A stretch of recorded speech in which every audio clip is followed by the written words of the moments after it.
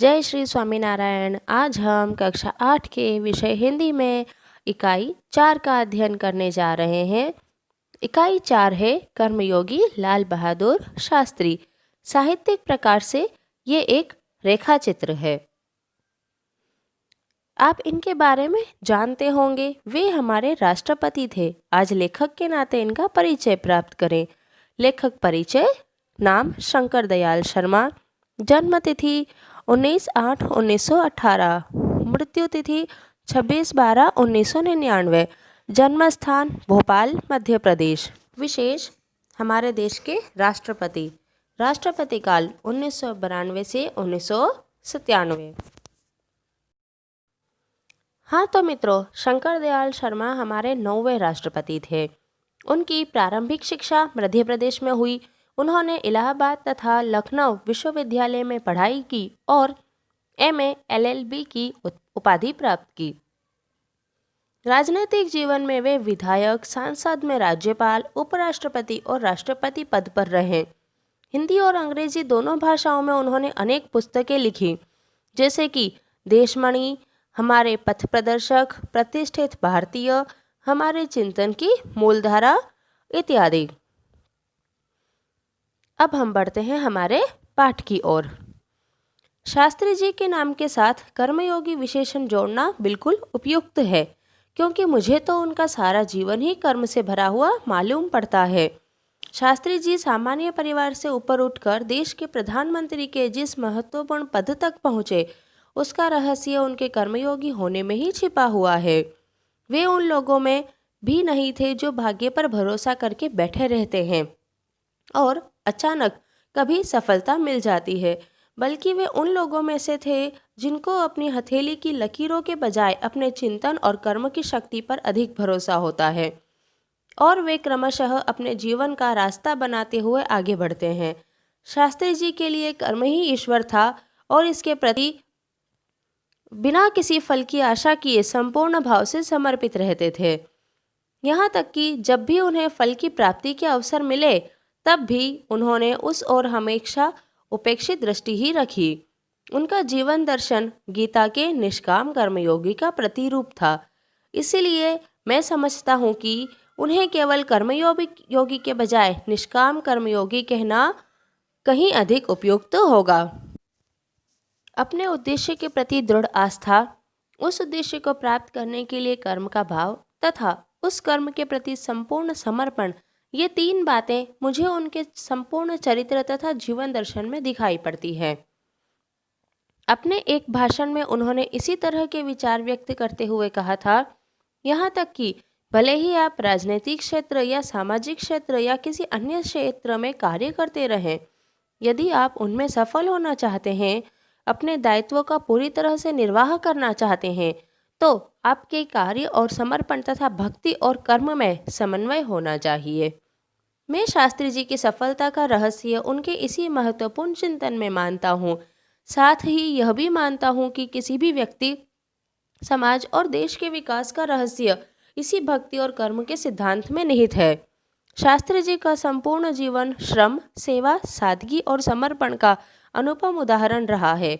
उनके ये गुण केवल उनके कार्यों और विचारों में ही अभिव्यक्त नहीं पाते थे, बल्कि उनको देखने से ही इन सभी भावों का एहसास हो जाता था।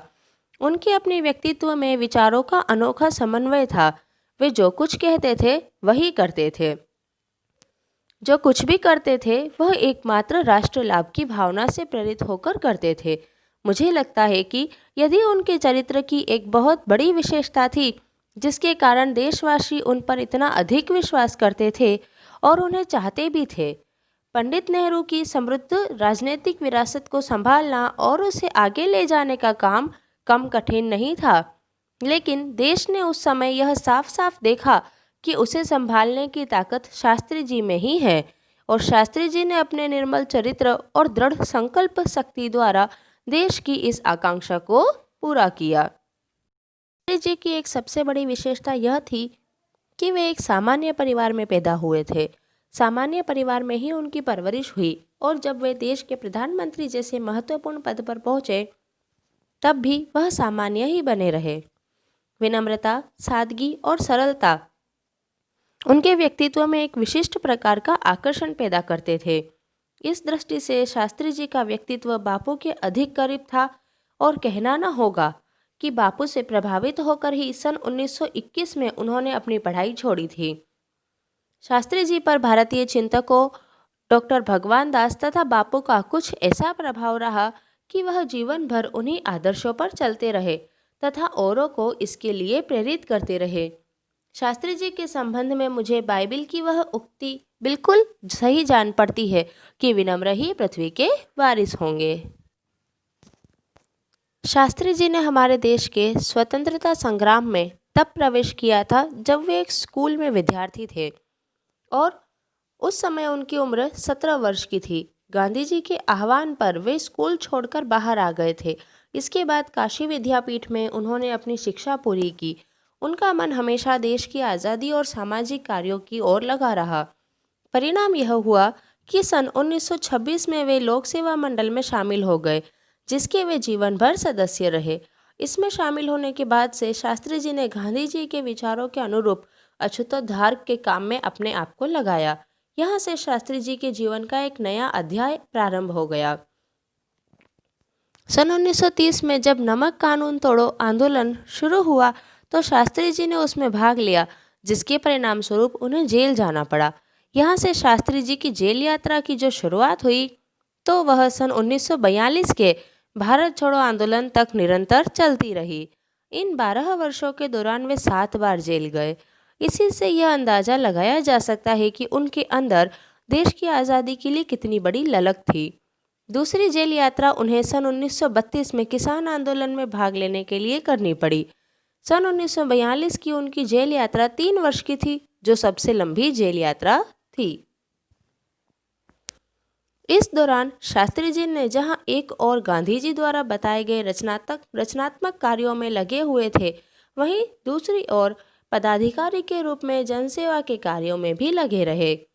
सन 1935 में वे संयुक्त प्रांतीय कांग्रेस कमेटी के सचिव बनाए गए। इस पद पर वे 1938 तक रहे। किसानों के प्रति उनके मन में विशेष लगाव था, इसलिए उनको सन 1936 में किसानों की दशा का अध्ययन करने वाली एक कमेटी का अध्यक्ष बनाया गया। पूरी लगन के साथ काम करके उन्होंने अपनी रिपोर्ट प्रस्तुत की, जिसमें जमींदारी उन्मूलन पर विशेष जोर दिया। इसके बाद के 6 वर्षों तक वे इलाहाबाद की नगरपालिका से किसी न किसी रूप में जुड़े रहे। मैं समझता हूँ कि इस अनुभव ने भी शास्त्री जी के व्यक्तित्व और चिंतन को नागरिकों की समस्याओं से निकट से परिचित कराया। उनके पास ग्रामीण जीवन का अनुभव था। अब इसके साथ ही इलाहाबाद नगरपालिका ने जनसेवा का अनुभव भी जोड़ दिया था। लोकतंत्र की इस आधारभूत इकाई में कार्य करने के कारण वे देश की छोटी छोटी समस्याओं और उनके निराकरण की व्यवहारिक प्रक्रिया से अच्छी तरह परिचित हो गए थे। कार्य के प्रति निष्ठा और मेहनत करने की अदम्य क्षमता के कारण सन 1937 में वे संयुक्त प्रांतीय व्यवस्थापिका सभा के लिए निर्वाचित हुए। सही मायने में यहीं से शास्त्री जी के संसदीय जीवन की शुरुआत हुई, जिसका समापन देश के प्रधानमंत्री पद तक पहुंचने में हुआ। शास्त्री जी को भारतीय राजनीति की इतनी सही और गहरी पकड़ थी कि श्रीमती इंदिरा गांधी ने उन्हें अपना राजनीतिक गुरु मानते हुए कहा था कि उन्हीं के मार्गदर्शन में मेरा राजनीतिक जीवन शुरू हुआ। देश की आज़ादी के बाद उत्तर प्रदेश तथा केंद्र सरकार में शास्त्री जी भिन्न भिन्न पदों पर रहे। उत्तर प्रदेश में उन्हें गृह मंत्री बनाया गया। बाद में पंडित नेहरू के अनुरोध पर वे केंद्र में आ गए। केंद्र में उन्होंने रेल और परिवहन, संचार, वाणिज्य, उद्योग और गृह जैसे महत्वपूर्ण मंत्रालयों में मंत्री पद संभाला।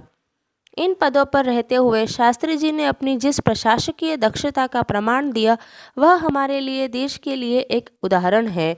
अपने मंत्रालयों के कार्यों में उनका दृष्टिकोण अत्यंत व्यवहारिक तथा सभी प्रकार की औपचारिकताओं से परे होता था।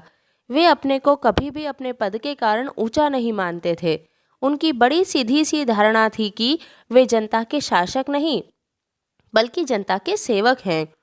ऐसी भावना से कार्य करने के कारण उन्हें अपने मंत्रालय में तो लोकप्रियता मिली ही साथ सारे देश में भी लोकप्रियता मिली। इसी लोकप्रियता का परिणाम था कि पंडित नेहरू के निधन के बाद देश ने उन्हें प्रधानमंत्री के रूप में स्वीकार किया।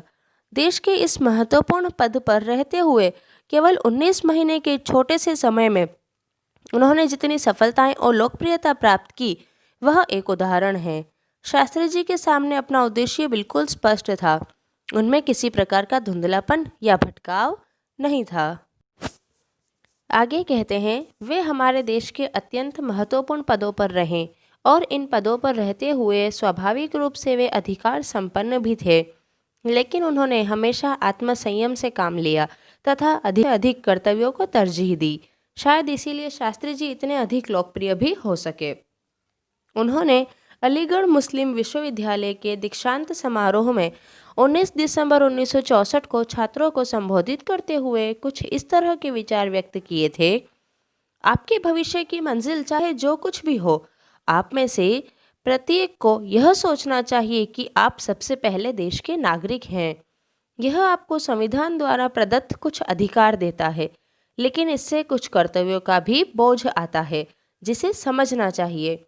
हमारा देश प्रजातांत्रिक है, जो निजी स्वतंत्रता देता है, लेकिन इस स्वतंत्रता का उपयोग एक व्यवस्थित समाज के हित में स्वेच्छा से लगाए गए प्रतिबंधों के तहत होना चाहिए।